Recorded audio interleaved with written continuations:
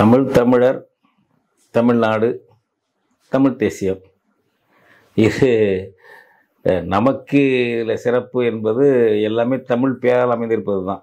மற்றபடி எல்லா இனங்களுக்கும் உள்ளது தான். இது ஒரு மொழி, அது பேசும் இனம், அதற்கான தாயகம், மூன்றும் எல்லா இனங்களுக்கும் உள்ளது தான். தேசிய இனங்கள்னு அதை சொல்கிறது எல்லா இனங்களுக்கும் உள்ளது தான். நமக்கும் அப்படி தான் இருக்குது. நமக்கு என்ன சிறப்புன்னா, பண்டைய காலத்தில் இருந்து இந்த புரிதல் இருந்திருக்கு. நம்ம இப்போ ஐரோப்பாவிலெல்லாம் அவங்களுக்கு 16, 17ஆம் நூற்றாண்டு வாக்கில் தான் அவங்கள்ட்ட நேஷனல் கொஷின், தேசிய இன பிரச்சனை, நேஷனாலிட்டி பிரச்சனை எல்லாம் அவங்களுக்கு வர்றது 16, 17 நூற்றாண்டில் வருது. நேஷன் ஸ்டேட் ஃபார்மேஷன், தேச அரசு உருவாக்கம் என்ற கருத்தியலும் அப்போ தான் அவங்களுக்கு 17, 18ஆம் நூற்றாண்டில் தான் அவங்களுக்கு வருது.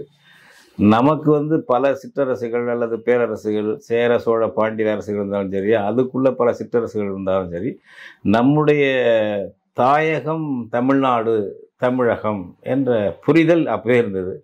அதனால தான் நம்ம இலக்கியங்களில் அதுக்கெல்லாம் ஒரு சான்று இருக்குது. நம்ம அதான் தொல்காப்பியன் பாயிரம் அண்ணா அவருடைய வகுப்பு தோழர் தான். நம்ம தொல்காப்பியருடைய வகுப்பு தோழர் பணம்பாரணர் என்பவர். அவர் முன்னுரை அணிந்துரை எழுதியிருக்கார் தொல்காப்பியத்துக்கு. அந்த காலத்தில் சமகாலத்தவர். அதுதான் நம்ம தமிழர்களுடைய தாயகத்தின் எல்லையை வரையறுக்கிறார். வடவேங்கடம், தென்குமரி, ஆயிடை, தமிழ் கூறும் நல் உலகம். இது குமரி முனையிலிருந்து வடவேங்கடம் வரை உள்ள தமிழ் பேசும் தாயகம் கொண்டது அப்படிங்கிற அதை சொல்ல வேண்டிய அவசியம் என்ன இருக்குது? இந்த புரிதல் அப்போ இருக்குது. அதுபோல் சங்க இலக்கியத்தில் தமிழ்நாடு என்றே பரிபாடலில் தண்டமிழ் வேலி தமிழ்நாடு என்று வருகிறது. தமிழகம் என்று புறநானூறு, அகநானூறு எல்லாம் வருது. சிலப்பதிகாரத்தில் தமிழ்நாடு என்றே வருது. இமிழ்கடல் வேலியை தமிழ்நாடு ஆக்கி இதனி கருதினை ஆயின் என்று வரும் வஞ்சி காண்டத்தில். கடைசி ஒன்றும் இருக்காது தமிழ்நாடு என்பது. கடைசியில் சொல்லப்போன கம்பராமாயணத்தில் இருக்குது தமிழ்நாடு, பெரிய புராணத்தில் இருக்குது. அதுபோல் இதில் இந்த தொல்காப்பியத்துக்கு உரை எழுதின இளம்பூரணர் என்பவர் அவர் 11ஆம் நூற்றாண்டை சேர்ந்தவர். கிபி 11ஆம் நூற்றாண்டை சேர்ந்தவர். அவர் ஒரு நூற்பாவுக்கு விளக்கம் எழுதுறாரு. செப்பும் வினாவும் வழால் ஓம்பல், கேள்வியும் பதிலும் குழப்பம் இல்லாமல் இருக்கணுங்கிறது ஒரு நூற்பா. தொல்காப்பியர் எல்லாத்துக்குமே சொல்லியிருக்காரு அவர் எப்படி இருக்கணும்ட்டு. அதனால் குழப்பம் இல்லாமல் தெளிவாக பேசணுங்கிறதுக்கு ஒரு நூற்பா. செப்பும் வினாவும் கேள்வியும் பதிலும் வழால், குழப்பம் இல்லாமல், வழுவு இல்லாமல், தவறு இல்லாமல் இருக்கணும் அப்படிங்கிறது சொல்கிறார் அவர். அதுக்கு எடுத்துக்காட்டுன்னு சொல்கிற போது இளம்பூரணர் எடுத்துக்காட்டாக நும் நாடு யாது என்றால் தமிழ்நாடு என்றல் அப்படிங்கிறாரு. அப்போ அதான் தமிழ்நாடு என்பது தனியாக வந்தது. அப்போ அவர் காலத்தில் அந்த 11ஆம் நூற்றாண்டில் சோழ நாடு, பாண்டிய நாடு இருந்திருக்கும். சேரநாடு இருந்தாலும் சரி, இதில் இந்த 3 நாடு இருந்தாலும் சரி, நாடு என்பது தமிழ்நாடுன்னு சொல்லு. சோழ அரசின் கீழ் நீ வாழலாம், பாண்டிய அரசின் கீழ் நீ வாழலாம். அது ஒரு நாடு அல்ல, அது ஒரு அரசு கட்டமைப்பு என்ற புரிதலோடு குழப்பமான விடை என்னன்னா, நான் பாண்டிய நாட்டில் இருக்கேன், என் நாடு பாண்டிய நாடு, என் நாடு சோழ நாடுன்னு சொன்னால் அது குற்றமுடையது, குறைவுடையது, குழப்பமுடையது, வேறு ஒன்றும் இல்லை. ஒரு நாடு தமிழ்நாடுன்னு சொல்லணும் என்று எடுத்துக்காட்டு ஒரு 11ஆம் நூற்றாண்டில் தொல்காப்பிய நூற்பாவுக்கு விளக்கம் எழுதினவர் எழுதுறாரு. இப்படி புரிதல் நமக்கு இருக்குது. எல்லாருக்கும் அந்த மாதிரி ஒருத்தருக்கு அமைஞ்சிருக்கும், அமையாமல் இருக்கிறோம். ஆனால் எல்லாருக்கும் இப்போ பிற்காலத்தில் அவங்கவுங்களுக்கு தாயகம் இருக்குது. இப்போ இங்கிலீஷ்காரன்னா அவங்களுக்கு ஒரு தாயகம் இருக்குது. ரொம்ப பிற்காலத்தில் வந்திருக்கலாம், அவங்களுக்கு ஒரு தாயகம் அது இருக்குது. அதுபோல் எல்லாத்துக்கும் இருக்குது. அது இப்போ அதோடு இல்லாமல் மற்ற தாயகங்களை இணைத்து வைத்துக் கொள்வது, அந்த இணைக்கப்பட்ட பகுதிக்குள்ள பெரும்பான்மையாக இருக்கிற தேசிய இனம் எதுவோ அதனுடைய ஆதிக்கம், அதனுடைய மொழி ஆதிக்கம் அப்படிங்கிறது வந்திருக்கு. அது ஏற்கனவே வந்துருச்சு. அப்படிப்பட்ட பாதிப்புகளில் தான் நம்ம தமிழர்கள் இங்கே இருக்கிறோம்.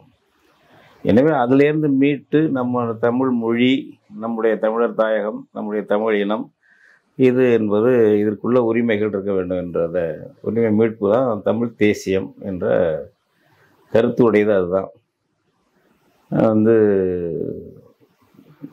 இது ஒவ்வொரு இனத்துக்கும் அது மாதிரி இருக்குது. அந்தந்த இனங்களும் தனிநாடு அல்லது தேசிய இறையாண்மை அடையாதவங்களாம் அதுக்காக போராடிக்கிட்டு இருக்காங்க பல நாடுகளில். இன்றைக்கும் இருக்குது. இப்போ 2வது உலகப் போர் முடியும் போதெல்லாம் ஒரு 50, 60க்குள்ளே தான் நாடு இருந்தது ஐநா மன்றத்தில். இப்போ 193 நாடு இருக்குது. தேச அரசுகள் உருவாகிட்டே இருக்குது. அது மாதிரி இந்த புரிதல் இருக்குது. அந்த வகையில் தான் நம்ம தமிழ் தேசியம் என்பதை நம்ம சொல்கிறோம் புரிதலோட. டெஸ்டிங் குரல். அன்பார்ந்த தமிழ் பெருமக்களே, தமிழ், தமிழர், தமிழ் தேசியம், அதை பத்தி கொஞ்சம் சொல்லுங்க. தமிழ், தமிழர், தமிழ்நாடு, தமிழ் தேசியம், இது நமக்கு இதில் சிறப்பு என்பது எல்லாமே தமிழ் பேரால் அமைந்திருப்பது தான். மற்றபடி எல்லா இனங்களுக்கும் உள்ளது தான். அது ஒரு மொழி, அது பேசும் இனம், அதற்கான தாயகம், மூன்றும் எல்லா இனங்களுக்கும் உள்ளது தான். தேசிய இனங்கள்னு அதை சொல்கிறது எல்லா இனங்களுக்கும் உள்ளது தான். நமக்கும் அப்படி தான் இருக்குது. நமக்கு என்ன சிறப்புன்னா, பண்டை காலத்தில் இருந்து இந்த புரிதல் இருந்திருக்கு. நம்ம இப்போ ஐரோப்பாவிலெல்லாம் அவங்களுக்கு 16, 17ஆம் நூற்றாண்டு வாக்கில் தான் அவங்கள்ட்ட நேஷனல் கொஷின், தேசிய இன பிரச்சனை, நேஷனாலிட்டி பிரச்சனை எல்லாம் அவங்களுக்கு வர்றது 16, 17 நூற்றாண்டில் வருது. நேஷன் ஸ்டேட் ஃபார்மேஷன், தேச அரசு உருவாக்கம் என்ற கருத்தியலும் அப்போ தான் அவங்களுக்கு 17, 18ஆம் நூற்றாண்டில் தான் அவங்களுக்கு வருது. நமக்கு பல சிற்றரசுகள் அல்லது பேரரசுகள், சேர சோழ பாண்டிய அரசுகள் இருந்தாலும் சரி, அதுக்குள்ளே பல சிற்றரசுகள் இருந்தாலும் சரி, நம்முடைய தாயகம் தமிழ்நாடு, தமிழகம் என்ற புரிதல் அப்பவே இருந்தது. அதனால தான் நம்ம இலக்கியங்களில் அதுக்கெல்லாம் ஒரு சான்று இருக்குது. நம்ம அதான் தொல்காப்பியன் பாயிரம் அண்ணா அவருடைய வகுப்பு தோழர் தான். நம்ம தொல்காப்பியருடைய வகுப்பு தோழர் பணம்பாரணர் என்பவர். அவர் முன்னுரை அணிந்துரை எழுதியிருக்கார் தொல்காப்பியத்துக்கு. அந்த காலத்தில் சமகாலத்தவர். அதுதான் நம்ம தமிழர்களுடைய தாயகத்தின் எல்லையை வரையறுக்கிறார். வடவேங்கடம், தென்குமரி, ஆயிடை, தமிழ் கூறும் நல் உலகம். இது குமரி முனையிலிருந்து வடவேங்கடம் வரை உள்ள தமிழ் பேசும் தாயகம் கொண்டது அப்படிங்கிற அதை சொல்ல வேண்டிய அவசியம் என்ன இருக்குது? இந்த புரிதல் அப்போ இருக்குது. அதுபோல் சங்க இலக்கியத்தில் தமிழ்நாடு என்றே பரிபாடலில் தண்டமிழ் வேலி தமிழ்நாடு என்று வருகிறது. தமிழகம் என்று புறநானூறு, அகநானூறு எல்லாம் வருது. சிலப்பதிகாரத்தில் தமிழ்நாடு என்றே வருது. இமிழ் கடல் வேலையை தமிழ்நாடு ஆக்கியது நீ கருதினை ஆயின் என்று வரும் வஞ்சி காண்டத்தில். கடைசி ஒன்றும் இருக்காது தமிழ்நாடு என்பது. கடைசியில் சொல்லப்போன கம்பராமாயணத்தில் இருக்குது தமிழ்நாடு, பெரிய புராணத்தில் இருக்குது. அதுபோல் இதில் இந்த தொல்காப்பியத்துக்கு உரை எழுதின இளம்பூரணர் என்பவர் அவர் 11ஆம் நூற்றாண்டை சேர்ந்தவர். கிபி 11ஆம் நூற்றாண்டை சேர்ந்தவர். அவர் ஒரு நூற்பாவுக்கு விளக்கம் எழுதுறாரு. செப்பும் வினாவும் வழால் ஓம்பல், கேள்வியும் பதிலும் குழப்பம் இல்லாமல் இருக்கணுங்கிறது ஒரு நூற்பா. தொல்காப்பியர் எல்லாத்துக்குமே சொல்லியிருக்காரு அவர் எப்படி இருக்கணும்ட்டு. அதனால் குழப்பம் இல்லாமல் தெளிவாக பேசணுங்கிறதுக்கு ஒரு நூற்பா. செப்பும் வினாவும் கேள்வியும் பதிலும் வழால், குழப்பம் இல்லாமல், வழுவு இல்லாமல், தவறு இல்லாமல் இருக்கணும் அப்படிங்கிறது சொல்கிறார் அவர். அதுக்கு எடுத்துக்காட்டுன்னு சொல்கிற போது இளம்பூரணர் எடுத்துக்காட்டாக நும் நாடு யாது என்றால் தமிழ்நாடு என்றல் அப்படிங்கிறாரு. அப்போ அதான் தமிழ்நாடு என்பது தனியாக வந்தது. அப்போ அவர் காலத்தில் அந்த 11ஆம் நூற்றாண்டில் சோழ நாடு, பாண்டிய நாடு இருந்திருக்கும். சேரநாடு இருந்தாலும் சரி, இந்த 3 நாடு இருந்தாலும் சரி, நாடு என்பது தமிழ்நாடுன்னு சொல்லு. சோழ அரசின் கீழ் நீ வாழலாம், பாண்டிய அரசின் கீழ் நீ வாழலாம். அது ஒரு நாடு அல்ல, அது ஒரு அரசு கட்டமைப்பு என்ற புரிதலோடு குழப்பமான விடை என்னன்னா, நான் பாண்டிய நாட்டில் இருக்கேன், என் நாடு பாண்டிய நாடு, என் நாடு சோழ நாடுன்னு சொன்னால் அது குற்றமுடையது, குறைவுடையது, குழப்பமுடையது, வேறு ஒன்றும் இல்லை. ஒரு நாடு தமிழ்நாடுன்னு சொல்லணும் என்று எடுத்துக்காட்டு ஒரு 11ஆம் நூற்றாண்டில் தொல்காப்பிய நூற்பாவுக்கு விளக்கம் எழுதினவர் எழுதுறாரு. இப்படி புரிதல் நமக்கு இருக்குது. எல்லாருக்கும் அந்த மாதிரி ஒருத்தருக்கு அமைஞ்சிருக்கும், அமையாமல் இருக்கிறோம். ஆனால் எல்லாருக்கும் இப்போ பிற்காலத்தில் அவங்கவுங்களுக்கு தாயகம் இருக்குது. இப்போ இங்கிலீஷ்காரன்னா அவங்களுக்கு ஒரு தாயகம் இருக்குது. ரொம்ப பிற்காலத்தில் வந்திருக்கலாம், அவங்களுக்கு ஒரு தாயகம் அது இருக்குது. அதுபோல் எல்லாத்துக்கும் இருக்குது. அது இப்போ அதோடு இல்லாமல் மற்ற தாயகங்களை இணைத்து வைத்துக் கொள்வது, அந்த இணைக்கப்பட்ட பகுதிக்குள்ள பெரும்பான்மையாக இருக்கிற தேசிய இனம் எதுவோ அதனுடைய ஆதிக்கம், அதனுடைய மொழி ஆதிக்கம் அப்படிங்கிறது வந்திருக்கு. அது ஏற்கனவே வந்துருச்சு. அப்படிப்பட்ட பாதிப்புகளில் தான் நம்ம தமிழர்கள் இங்கே இருக்கிறோம். எனவே அதிலேருந்து மீட்டு நம்ம தமிழ் மொழி, நம்முடைய தமிழர் தாயகம், நம்முடைய தமிழ் இனம் இது என்பது இதற்குள்ள உரிமைகள் இருக்க வேண்டும் என்றத உரிமை மீட்பு தான் தமிழ் தேசியம் என்ற கருத்து உடையது. அதுதான் இது ஒவ்வொரு இனத்துக்கும் அது மாதிரி இருக்குது. அந்தந்த இனங்களும் தனிநாடு அல்லது தேசிய இறையாண்மை அடையாதவங்களாம் அதுக்காக போராடிக்கிட்டு இருக்காங்க பல நாடுகளில், இன்றைக்கும் இருக்குது. இப்போ 2வது உலகப் போர் முடியும் போதெல்லாம் ஒரு 50 60க்குள்ளே தான் நாடு இருந்தது ஐநா மன்றத்தில். இப்போ 193 நாடு இருக்குது. தேச அரசுகள் உருவாகிட்டே இருக்குது. அது மாதிரி இந்த புரிதல் இருக்குது. அந்த வகையில் தான் நம்ம தமிழ் தேசியம் என்பதை நம்ம சொல்கிறோம் புரிதலோட. தமிழர்களுடைய அலாதிய அன்பும் பெருந்தன்மையும் தான் நம்ம அடையாளத்தை இழக்க நேரிட்டதா? அது ஒரு பக்கம். இன்னொரு பக்கம் பிற்காலத்தில் பலவீனமாயிட்டோம். நம்ம பிற்காலம்னா ஒரு 12 13ஆம் நூற்றாண்டுலேருந்து அயலாருக்கு அடிமையாக போயிட்டோம். அது பாண்டியனும் சோழனும் அடிச்சுக்கிட்டு 2 பேரும் அழிஞ்சு போயிட்டாங்க. பாண்டிய அரசும் அழிஞ்சுது, சோழ அரசும் அழிஞ்சுது. அதுக்கப்புறம் முகலாய படையெடுப்பு வந்தது, மலிகாபூர் வந்தான். அப்புறம் விஜயநகர மன்னர்கள் ஆட்சி வந்தது. இந்த மாதிரி தொடர்ந்து அப்புறம் வெள்ளைக்கார ஆட்சி, இங்கே மராத்தி ஆட்சி தஞ்சாவூர் பகுதியிலெல்லாம். இப்படி அயலார் ஆதிக்கத்தில் 800 900 ஆண்டுகள் நம்ம இருந்துட்டோம். அதனால் என்னாச்சுன்னா நமக்கு ஒரு ஒரு தற்சார்பு, தன்னம்பிக்கை, குறைவான உளவியல் உருவாயிடுச்சு நம்ம சமூகத்தில். அதனால் உருவாகி ஒருத்தர் ரொம்ப நம்ம எது சரின்னு படுதோ அதுக்கு நிற்கணும் அப்படிங்கிற எல்லாருக்கும் அப்படி இல்லை, கணிசமானவங்களுக்கு அப்படிப்பட்ட ஒரு உளவியல் மாறி போயிடுச்சு. அதுதானே தவிர நம்ம பெருந்தன்மையோடு இருந்தோம் அப்படிங்கிறது அது ஒரு பக்கம் உண்டு. அது பெருந்தன்மை என்பது இப்போ யாதும் ஊரே யாவரும் கேளீர் அப்படிங்கிற பாட்டு அது ஒரு மெய்யியல். அது ஏதோ இல்லை எப்போவுமே அதை நினச்சிக்கிட்டு இருந்தால் ஊர் பூரா அப்படி இல்லாத போது நம்ம எப்படி நினச்சிக்க முடியும்? உலகம் பூரா இப்போ நீ இந்தியா இருக்குது, இந்தியாவில் என்ன பண்ணுறாங்க? இப்போ நீ இந்தியான்னு சொல்கிறத விட தப்புடாங்கிறான், பாரத்துங்கிறான். நீங்கள் தமிழெல்லாம் சொல்லாதீங்க, பாரதியன். அதுக்கு முன்னாடி காங்கிரஸ் இந்தியன்னு சொல்லுன்னுச்சு. இவங்க பாஜக பாரதியன்னு சொல்லுங்கிறாங்க. அவங்க மொழி தான் சமஸ்கிருதமும் இந்தியும் தான் இங்கே ஆட்சி மொழியாக இருக்கணும், பண்பாட்டு மொழியாக ஆன்மீக மொழியாக இருக்கணும் சமஸ்கிருதம், கல்வி மொழி அலுவல் மொழியெல்லாம் இந்தி இருக்கணும் அப்படிங்கிறாங்க. அவங்க மொழி, அவங்க ஒரு இனம், தனி இனம், இந்தி இனம். அதை கொண்டாந்து திணிக்கிறாங்கல்ல. அப்படி வரும்போது பாதிக்கப்பட்ட ஒரு இனத்தில் உள்ளவன் யாதும் ஊரே யாவரும் கேளீர் அப்படின்னு அதை ஏற்றுக்கிட்டு இருந்தான்னா அடிமை உளவியலுக்கு பழக்கப்பட்டு போனான்னு அர்த்தம். அவரே கேட்குறேன், நான் அப்படிலாம் சொல்கிறோம்ல, இனத்துக்கு பேசுகிறோம்ல, அவர் வீட்டை திறந்து அடுத்தவனுக்கு விட்டுருவாரா? இருக்கட்டும், யார் வேணாலும் இருக்கட்டும். நம்மவர்கள் தான் ஒரு பழமொழியும் உருவாக்குனாங்க, விருந்தும் மருந்தும் 3 நாள் தான்.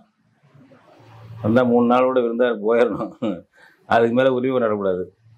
அதுவும் நம்ம ஆள் தானே உருவாக்கியிருக்கான்.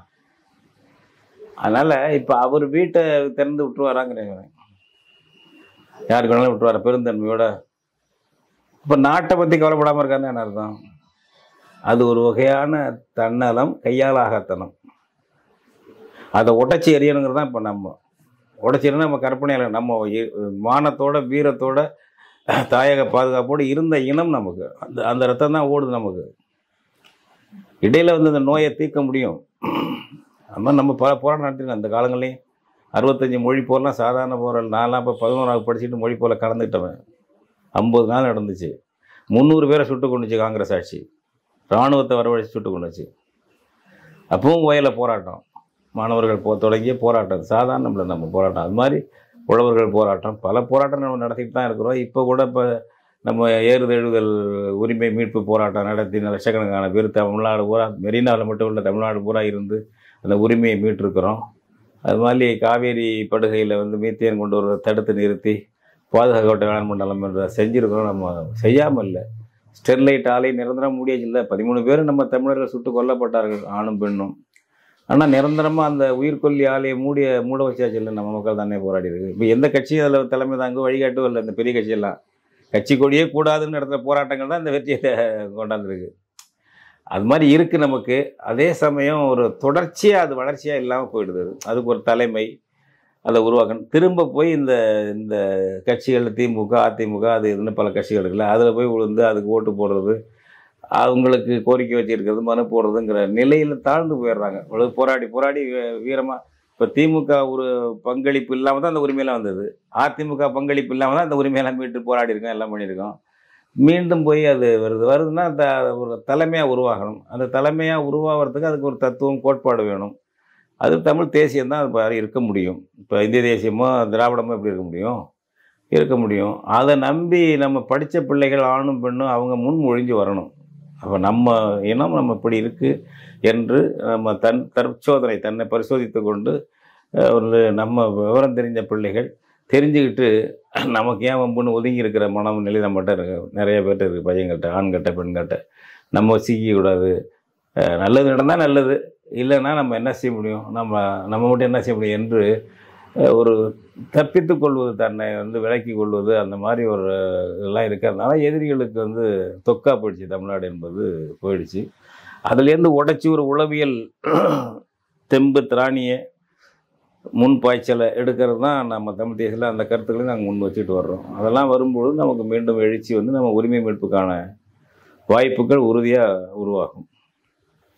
இந்த ஜல்லிக்கட்டு போராட்டம் வர்றதுக்கு முன்னாடி ஒரு மேற்கத்திய தழுவலும் ஒரு ஒரு மேம்போக்கான வாழ்க்கையை வாழ்ந்துக்கிட்டு இருந்த இளைஞர்கள் மத்தியில் எப்படி இந்த ஒரு தமிழ் உணர்வு ஏற்பட்டது? அது இந்த மண்ணுக்கே உரிய வீரியமா, இல்லை அது எந்த உளவியல அடிப்படையில் அந்த போராட்டம் உருவாகி வெற்றியும் கண்டது?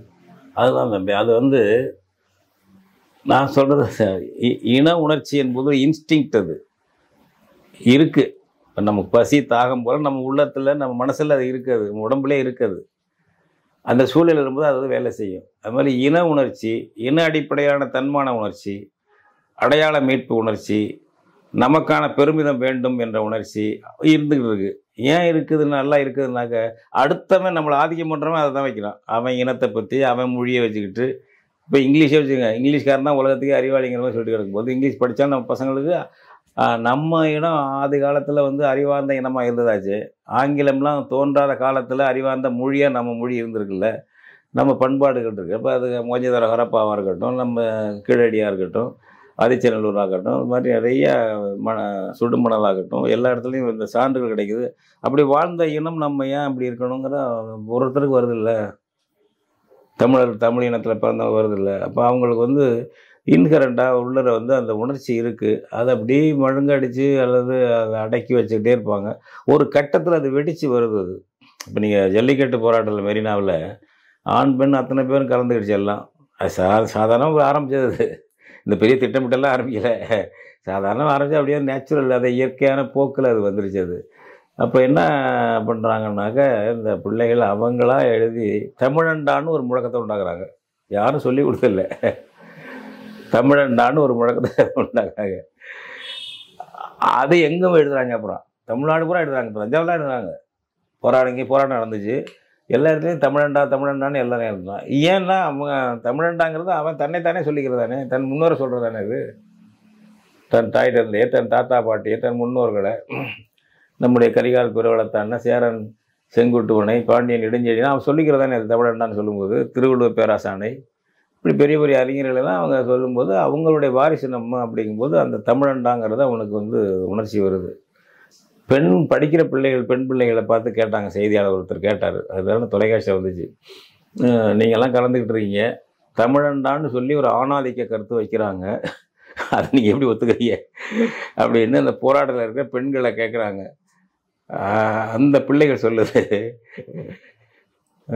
தமிழண்டா என்று சொல்றதில் தமிழச்சியும் இருக்கா அப்படின்னு பெரிய வியப்புது.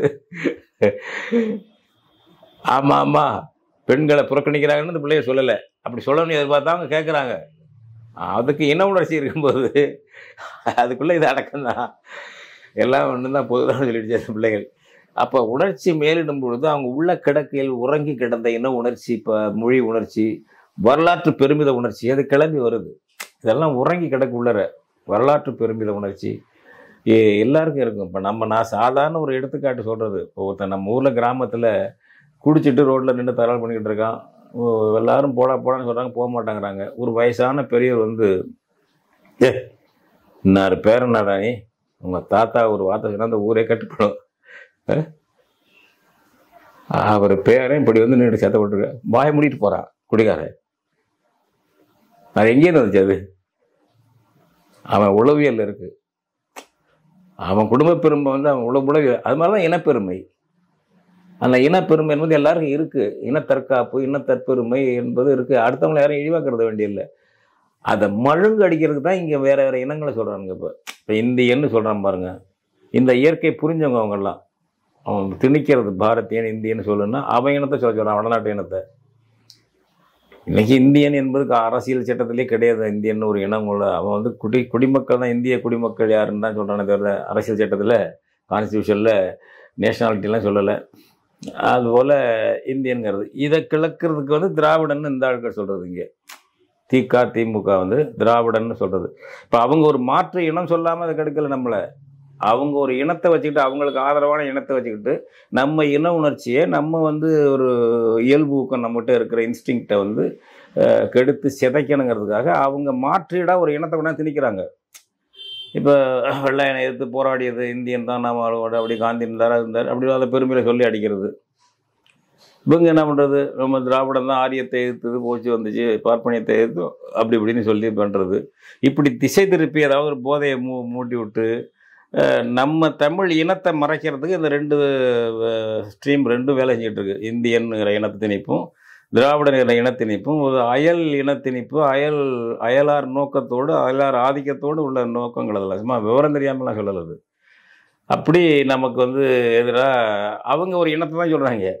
இப்போ நம்ம இனப்பெருமைன்னு சொன்னோம்னா, இதெல்லாம் இந்த காலத்தில் இனப்பெருமையெல்லாம் என்னப்பா பேசுகிறீங்கப்பா, அவன் ஏன் சொல்கிற, அப்புறம் இந்தியன் ஏன் சொல்கிற, அப்புறம் ஏன் திராவிடன்னு சொல்கிற, நாங்கள் அந்த பெருமை இந்த பெருமைன்னு விட்டுற, நீனு விட்டுற. உங்கள் ரெண்டு ஆதிக்கம் இல்லைன்னா நாங்கள் அதிகமாக தமிழினத்தை பற்றி ஏன் பேசுகிறோம்? வடநாட்டு இந்தியன் என்ற ஆதிக்கமும் இந்த இது திராவிடங்கிற ஆதிக்கமும் இல்லைன்னா இயல்பாக எல்லா இனங்களும் நம்மளும் இருந்துட்டு போகிறோம் நம்ம மண்ணில்.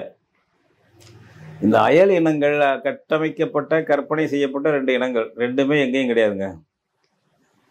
உத்தரப்பிரதேசத்தில் ஒரு இனம் இந்தியன்னு இருக்கா?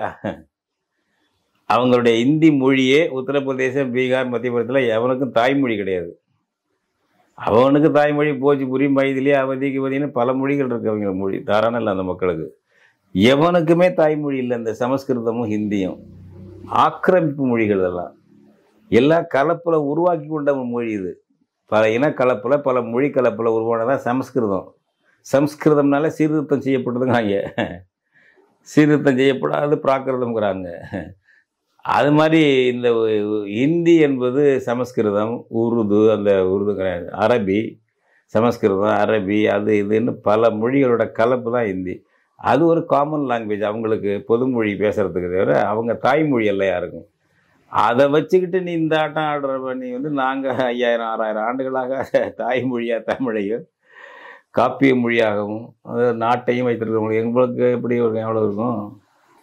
எவனுக்காவது இந்திக்காரன்னு ஒரு இனம் பேர் இருக்கா? போடுவீங்களா நீங்கள்? நாங்கள் தமிழன்னு போட்டுக்குவோம், நீ போடுவியா? அது மாதிரி திராவிடன்னு எவன் என்னமாவது இருக்கா உலகத்தில்? இவங்க சொல்கிற கர்நாடகத்தில், ஆந்திராவில், கேரளாவில் திராவிடன்னு சொல்லுவானா? நம்மளை தான் தலையில் தடவி முட்டை அடிச்சுட்டாங்க. நம்மளை தான் இது மாதிரி பண்ணிட்டாங்க. சாதாரண நல்லது. நம்ம படித்த பிள்ளைகள், விவரம் தெரிஞ்ச பிள்ளைகள் யோசிக்கணுது எவ்வளவு சூழ்ச்சி இருக்குதுல்ல. நீங்கள் பார்ப்பனை எதிர்ப்பு, ஐயா பெரியார் சொன்னார், என்ன பேர் திராவிடம் தான். ஏன் தமிழன்னு சொல்லி பார்ப்பனை போய் முடியாத?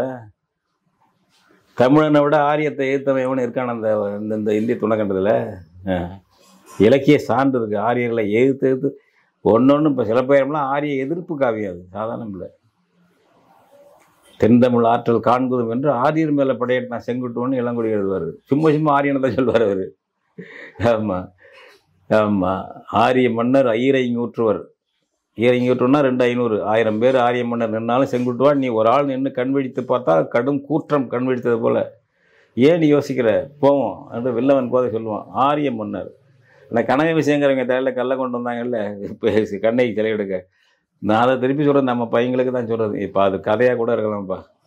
கல் போய் எடுத்தாரா காய்ச்சானது இல்லை. நம்ம புலவர் நமக்கு என்ன சொல்கிறாரு? ஆரியனை அடக்கி வச்சா தான் நீ சுதந்திரமாக வாழலாங்கிறான். அதுக்கு தானே இந்த சொல்கிறாரு அவர். நடந்துருக்கலாம், நடக்காம, அதை ஏற்றுக்க.